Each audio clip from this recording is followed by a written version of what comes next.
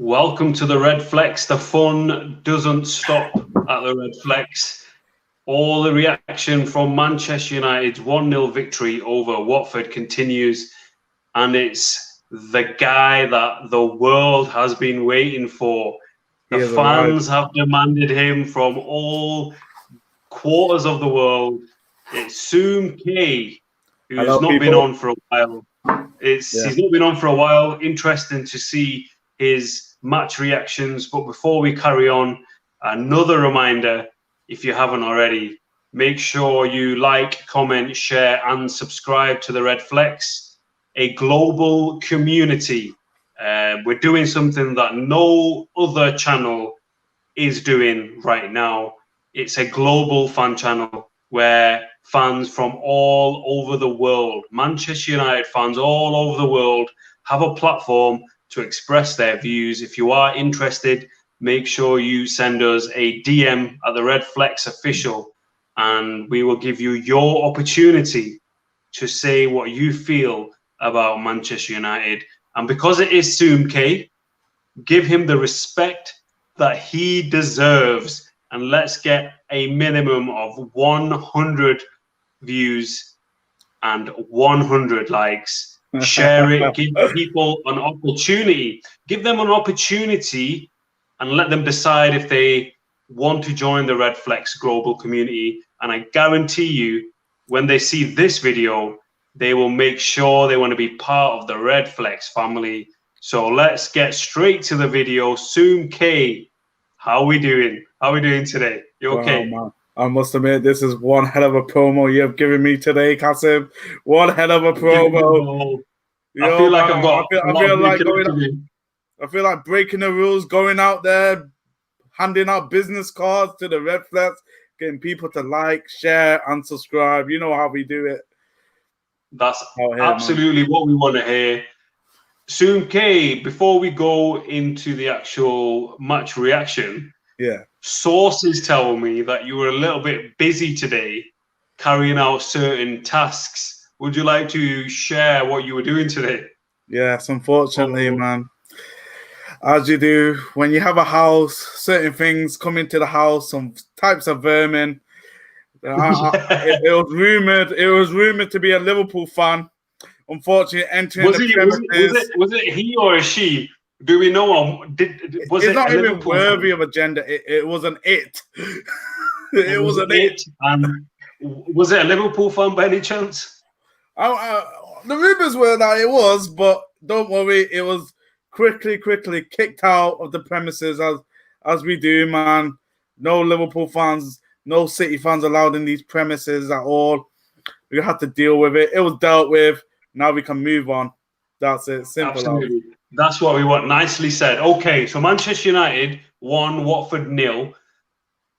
Without going into kind of individual performances at this stage, Soom, what did you think of the starting lineup? Like, what were your vibes? Did you think it was the right lineup? You know, tell us your thoughts. Well, I didn't catch the lineup until quite late, but when I saw it, I thought, you know what?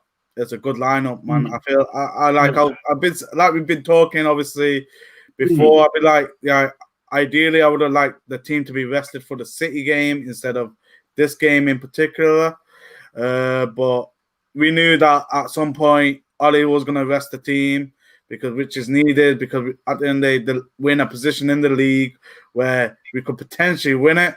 So I think the lineup that was good, it was like, obviously, I feel like it was a great lineup that's put out there. Great way to see how other players who haven't been given the game time, see how they act and react to the game given. One thing that didn't make sense to me, was Eric Bailly, who's been playing so well. Obviously, unfortunately, he's been injured, so wish him a speedy recovery. But why would you? This is just from your thoughts now. I'm trying to make this sense. Why would you rest Eric Bailly for a game against Manchester City when you're already in the semi-final, a great opportunity to win a trophy, but then decide that you think, you know what, actually, let's play him against Watford, where it didn't seem like it was most necessary to do. Obviously, he's been injured, but if it was the other way around, we could have avoided an injury. Henderson need him in the knee, if that sounds all right. I don't know if, he need him in the neck. Sorry, not need him in the knee. He need him in the neck. Yeah. You need him in the net. So, what did you think of that decision? Well, first off, obviously, it's been a while since after the game, so we've seen like I've seen the interviews of Ole, and he basically said that he's body seems okay. Obviously, it's not as bad as it look. It's not a concussion or anything. No head injury. Something to do with his neck. So hopefully we're going to find out tomorrow. But also, Bayer has also tweeted out there saying it's just a knock and he's fine and he's great. So hopefully he should be back for the Burnley game anyway. So just obviously happy that it wasn't as bad as it looked. Hopefully, obviously we will know the true extent tomorrow. But hopefully he'll be back for the Burnley game. But in regards to what you're saying, I see what you mean. Now, I would have preferred Bayer against the City team, but you got to also understand Bayer is prone to being rash, doing reckless challenges, and I feel like if you've noticed when he's played in big games, he actually has made those mistakes. So I think Ollie's probably thought, you know what, Lindelof's back, City, let's get the. I think his safe option is Maguire and Lindelof. I think he relies on that option. You think that's our best partnership? I don't think it's our best partnership, but I feel like Ollie feels like he feels like his team is more likely to win with a Lindelof and Maguire partnership. So he keeps playing that, which is understandable. But I was happy to see Tuanzebe and Barry put together. I actually was thinking about, I want to see that partnership, see how that works. Sadly, obviously, Barry had to come off by half time, but I felt like you got two speedy defenders who are willing to attack attackers, defend, get the ball off them, close down spaces, sweep, and all that. And it would have been lovely to see how that would have been built against Watford, because they did have their chances. Yes, obviously, you got to understand it's a bit rusty because they've not really played in actual match time.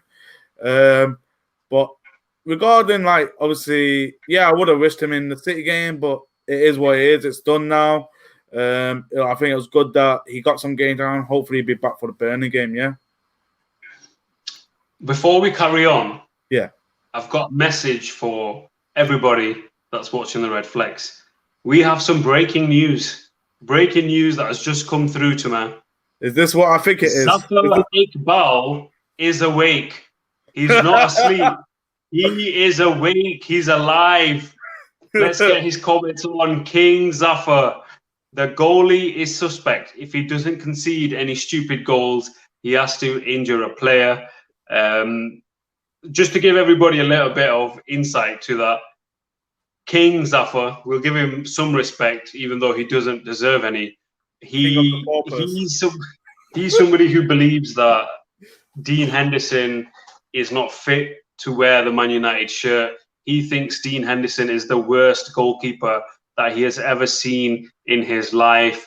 He thinks Dean Henderson and Cavani. He thinks Luke Shaw is the greatest player since Pele, Maradona.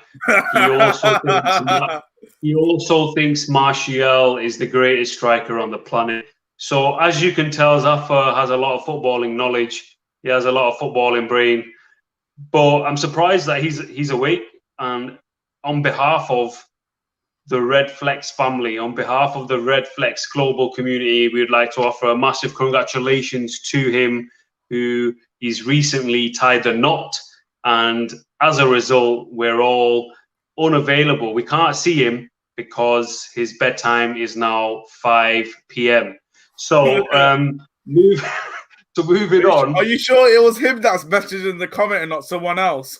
If it is somebody else, I'll feel slightly embarrassed then. I think it's him.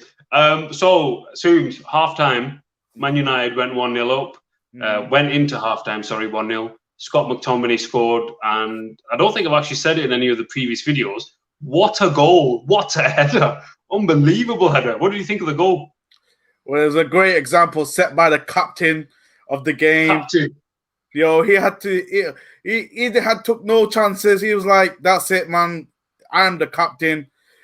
He's running the ship today," and he basically set an example. He had to get the goal in. Remember, if he wasn't given the armband, if he wasn't in the place, if he didn't have that mindset as a captain to attack the ball, to do the Maguire thing that Maguire should be doing all day, which he can't do for some reason. And it's showing Maguire how to score a goal with a header from the box. I think it was a great way, man. If you actually think about it, like obviously we're fans of Man United, the greatest club in the world, the biggest club on the planet. Definitely. If you somehow are lucky enough, and you've got the talent, you've been given the opportunity, and you've come through the academy, you're now captain. He might have been told this the day before. He must have been dreaming all sorts of possible avenues. But for a second, if you step out of the kind of bubble and all the kind of, match analysis and all this stuff, for Scott McTominay, what a dream. It's a dream come true for Scott McTominay. He scored as captain at Old Trafford. What first captain experience comes with a goal, isn't it? What an achievement that is for Scott. And, really happy for him. And the main reason why is because on the first video, I said Scott McTominay needs to be given more game time. King Zaffa is still awake. Wow. Another comment. Keep up the good work, lads. Thanks for the shout out. No problem, Zaf. Maybe one of my New Year's resolution for 2021 was to hopefully see King Zaffa in 2022. So 2022.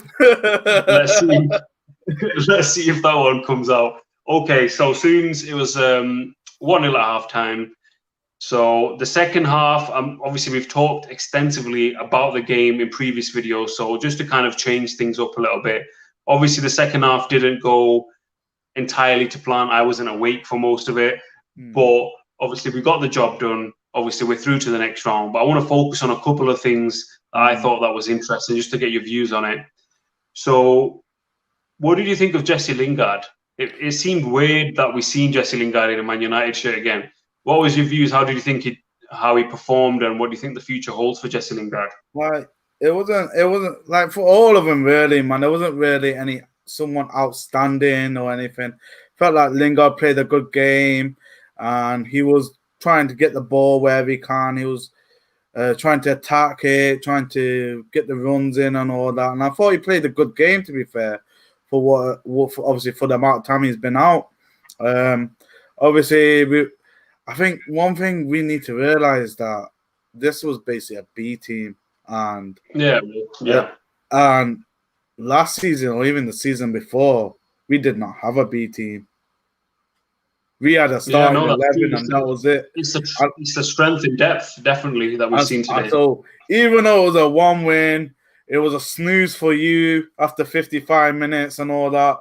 We should be excited. Nice, we should be so happy that we've won this game with the team that we put out. We didn't have the world-class players that we normally have on show. And we won it, man. You know what I mean? We are actually complaining that it was a boring game and we won. It's not that we want those days to come back. We're not sweating over a win. We were like, we've won this, so what? Let's go. Yeah. We should have kicked their ass with 3-4-0 or something. That's what we should have been doing. That's what we were thinking right now. And I think Ollie's brought that mentality back in. He brought that mentality back into the fans. Like, this is Man United. This is how we should be, man. We're not quite there yet, but we're going down the right route, I think, right now, man. And I think it's great to see. Unfortunately, it seems like Mr. Soom K has encountered some technical issues. But while he sorts that out, I think you definitely made a right point. Here we go. Sorry about the quality. There seems to be a massive change in quality, but there's only one Soom K. So whether you get him in 4K, whether you get him in 1080p, whether you get him in 720p, whether you get him over 3G, it's Mr. Soom K. Enjoy it. That was a nice little. I had a nice little thing going there. I know, man.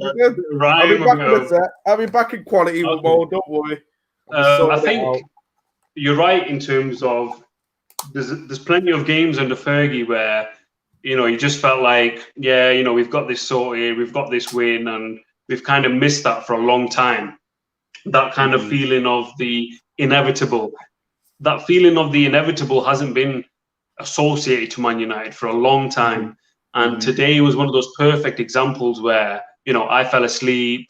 Not many people have got that hype. Not many people have got that kind of, you know, excitement about the game. But all those years before, Man United were winning games at a canter, and you'd be just, you know, waiting for the full-time whistle, knowing that we'd won. So it is a sign of progression. Absolutely. Yeah, definitely. So just before we finish today's video, and we're going to get to the most important part where Soom is going to tell us his man of the match.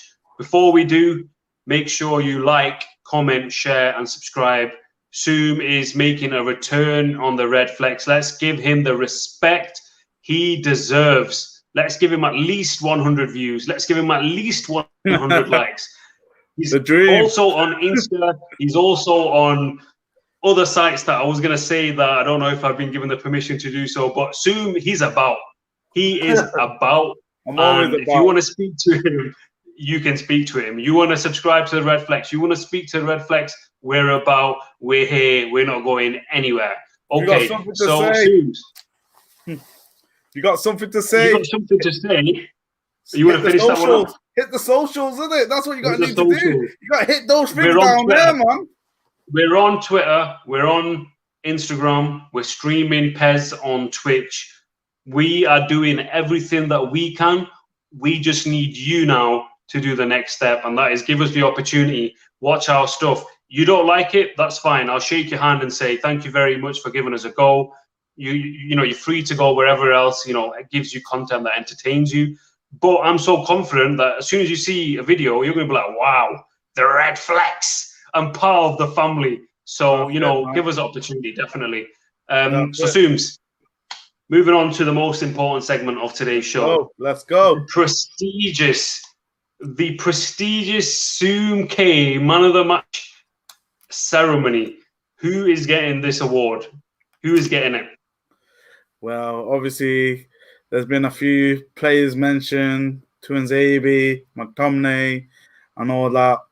And I feel like today's man of the match goes to Donny van der Beek. Donny's the man of the match. Do you think he's done enough to get in the Burnley game? I think this guy, Donny van der Beek, needs game time. He needs game time. I think one of the big issues of this game today was you watch Donny van der Beek. He's asking for the ball here. He's asking for the ball there. He's making great passes. He's doing these beautiful flicks where Matt almost scored. He might have should have scored that in the first half. You saw that little flick, that little 1-2, and then he flicked it on.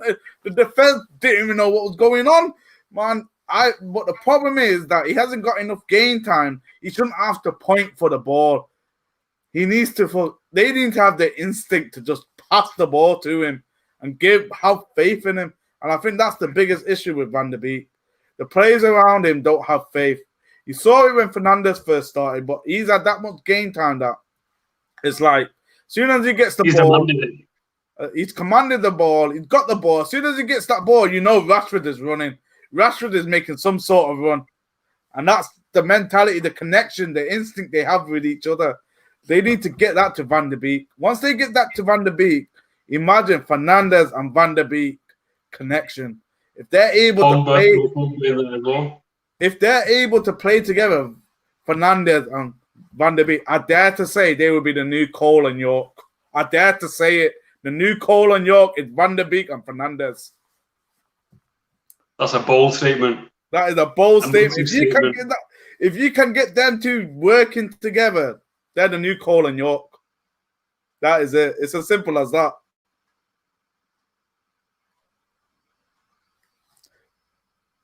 I think we had a little bit of technical issues. I'd like to apologize to the 7.6 million people that are tuned in, hanging on every word that me and Sooms are saying. But it seems like these issues have been resolved.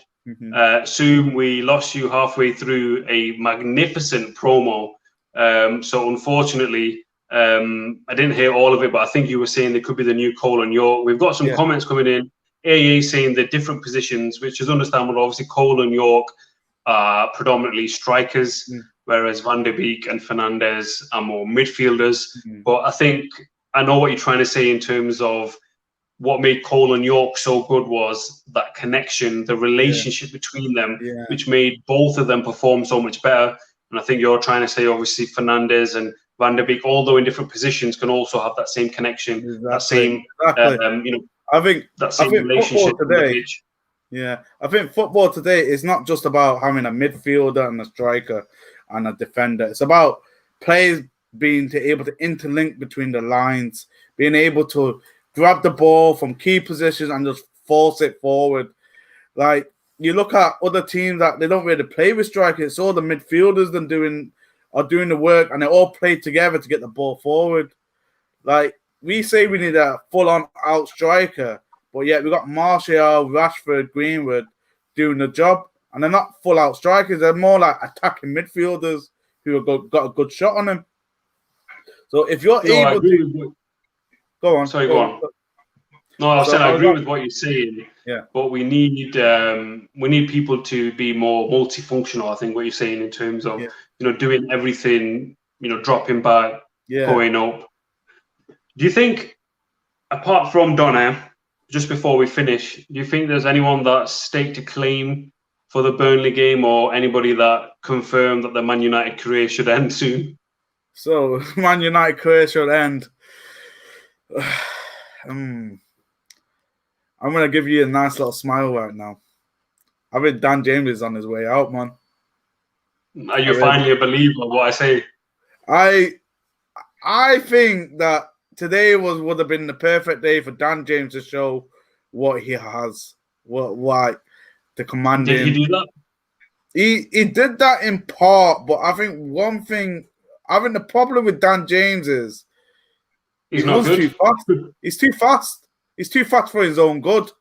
He needs to actually slow down and look up. If he's able to slow down, just like maybe 1 or 2, 3 miles per hour slower, where he can just literally control the ball better. Because all I see him is running. He runs in with his head down, and then as soon as he gets ready to shoot, his head is up. Then he needs to be able to have the instinct, the mentality of how to actually control the ball and how to move the ball.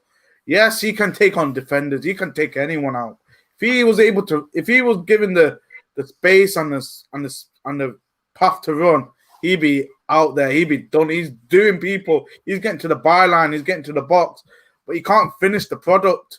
I mean, that's what he needs to practice on. And I feel like in order for him to start finishing the product, is to slow down just a little bit, not too much, but where he can still have the ball at his feet and he doesn't need to look at the ball to control the ball.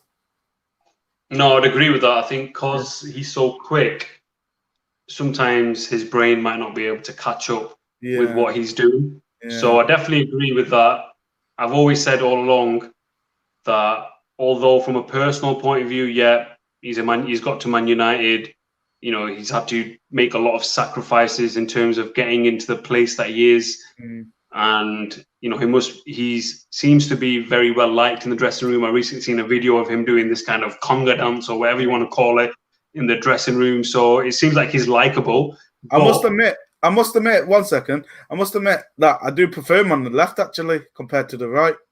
He plays on the left for Wales, and I think that's where he naturally plays. But obviously, because we don't have a right winger, he looks better on the left than he does on the right as well, man. But because we don't have a right winger, usually when he's shoehorned in the right.